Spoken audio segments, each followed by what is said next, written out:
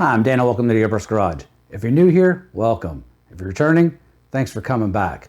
Today I'm going to be talking about Createx reducers, all four of them. I'm not only going to give you my opinion about them, I'm going to take you to the spec sheet to show you the facts. As always, I'm going to have a link to all of the products down below in the description in my affiliate links, so please give them a click. If you like this type of content, consider hitting the subscribe button, hit that bell so you get future notifications, and with that, let's get started. All right, so the reducers we're going to be talking about today, again, are the Createx reducers with the 4011, the 4012, 4013, and the 4020.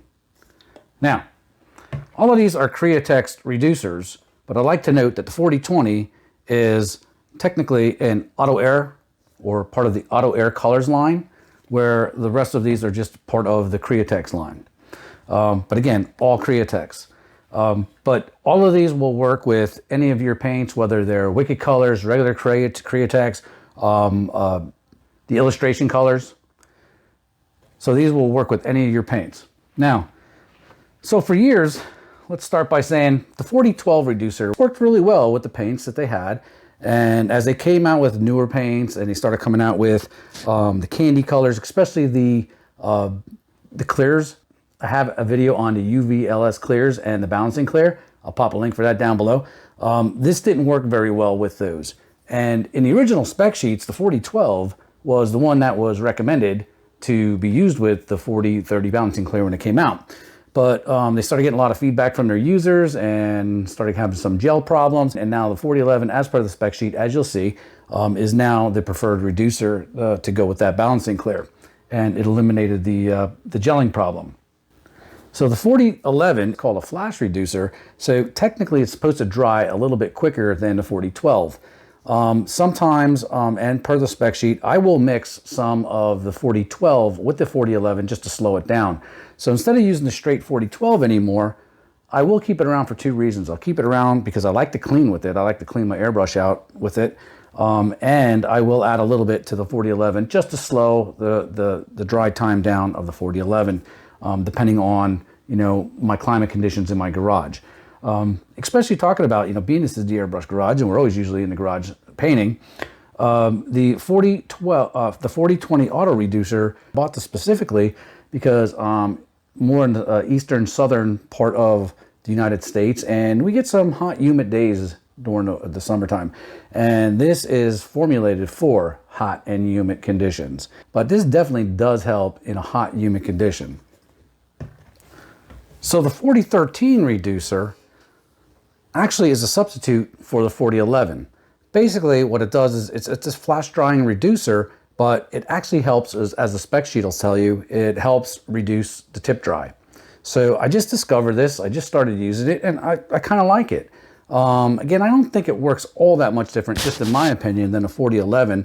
I'd like to think so because I bought it and they have it, but I did notice that I do get longer runs throughout the gun with tip dry when I do use it.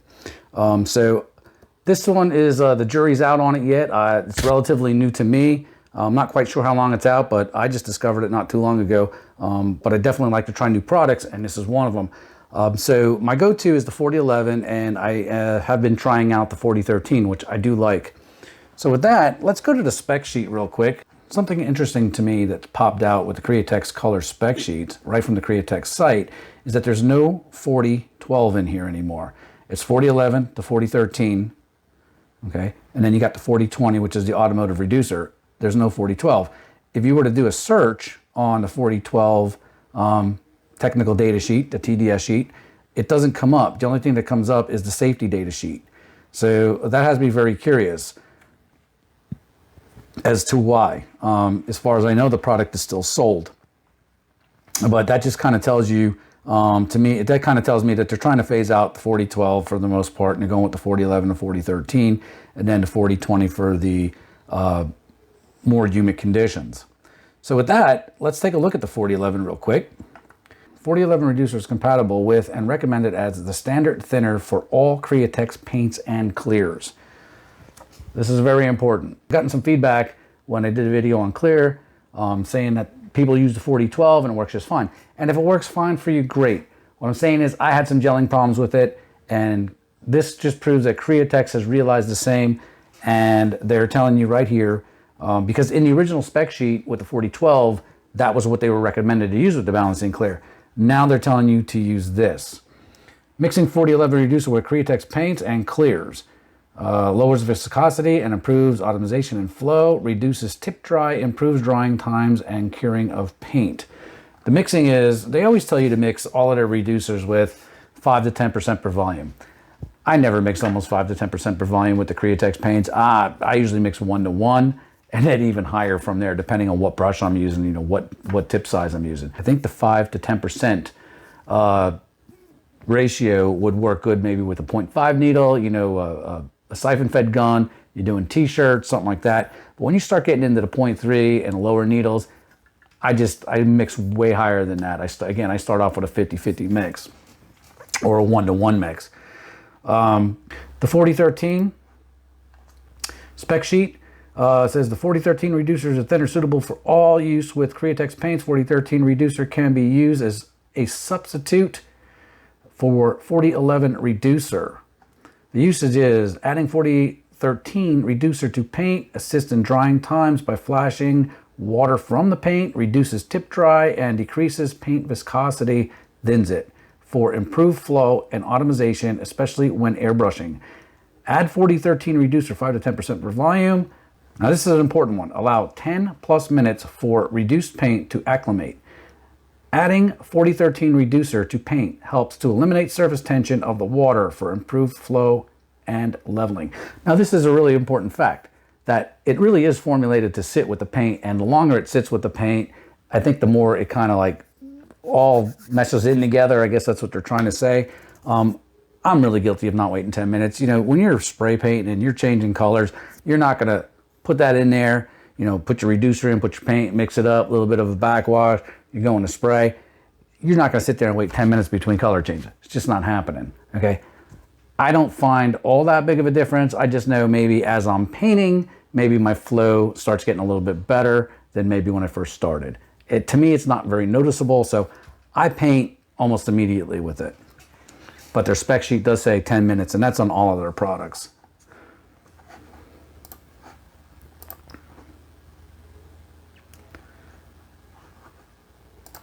Now, I do want to touch on the 4012. The 4012, I could not get this from Createx website, as I said, but this comes from a different website. And this is the spec sheet. Obviously, the older spec sheet, Createx doesn't even have it on their website anymore. But the original spec sheet says, 4012 assists in drying times by flashing water from the paint, just like what the 4011 to 4013 also said. Also helps to reduce tip dry compared to diluting with water. Okay, and again, compared to diluting with water, don't dilute with water. Okay, they have these spec sheets. They've done this stuff in a lab or whatever it may be. This is formulated for the paint. Please use the reducer that goes with the paint, whether it's Createx or whatever paint you're using. Please don't use water or any other kind of crazy solutions out there that are out on the internet. It's not that expensive per bottle. This is a 16-ounce bottle. It'll last you a heck of a long time. Just use the reducers that are meant for it. Now, what I did want to really point out on this original spec sheet, when adding 4030 balancing clear to paints and reducing, stir 4030 into paint, then add 4012. Stir mixture, do not shake or agitate.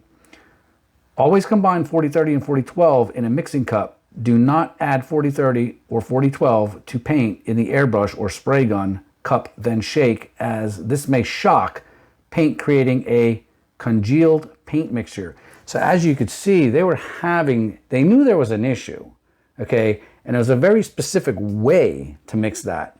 And if you didn't follow it, just like I didn't, and that's how I discovered it, you would get gelling. And that's why they were saying to mix it in a cup, because if it's gonna gel up, it's easier to throw the cup away. I had it gel up in my gun, and what a nightmare. So obviously they fixed the problem with the 4011, because you could just mix it right up in your gun. I never had an issue with it. And I really believe that that's why they took this spec sheet off their website. So one more to cover. So the usage, the 4020 assists drying and curing in humid conditions, as I mentioned before. The 4020 is a special additive, not to replace the 4012.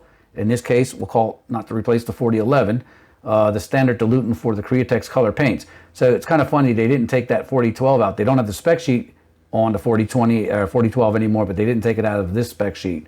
So let's just say that would be the 4011. The 4020 works best by mixing with 4012, 4011 to create a cocktailed diluent. Diluting Createx paints with 4020 alone is not recommended, as paint may prematurely cure, seed in the cup, and create cured paint particle contaminants. So what I do is, again, it does work with the 4012. I've used it many times with the 4012 and probably still will. But same thing with the 4011. So it doesn't matter, 4012, 4011, 4013, whatever you're gonna, what I probably would recommend is use it with the 4012 and the 4011, okay? You just add a few drops. Now you're not mixing that one 50-50, but you're just adding a few drops just to help it along in a humid condition. Now you definitely can mix a cocktail of, which I do a lot. If I say I'm gonna use the 4011, I mix maybe 5% of the 4013 and 5% of the automotive reducer along with it.